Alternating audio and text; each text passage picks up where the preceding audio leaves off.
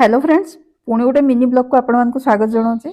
आज है डिसेम्बर 25 तारीख माने बड़ दिन सका जलखिया चिंता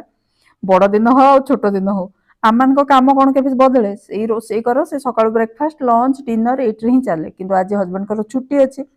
से डेरी कम कर मु मांडिया माने दोसा करी बाटिकी रखी राति से फर्मेंट हेले ही दोसाटा भल हो हुए से फर्मेंट हो जाए सका मु चटनी गला बेलू ना नड़िया नाला से आज माने टमाटो चटनी करछि किछ नहीं तेल रे मु सोरिष सुखिला लंका कंचा लंका बिरी डाली बुट डाली सब दे देछि तापर पियाज दुईटा खंडे काटिकी भल कर भाज देछि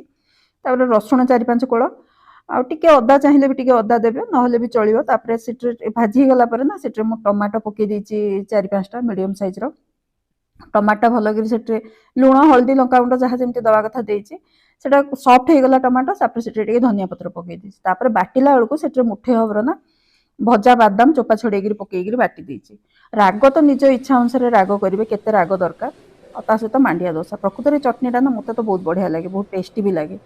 आज खाई पलैलु शॉपिंग करने भाई बाहागर प्रथम शॉपिंग आज मुझे बाहरी।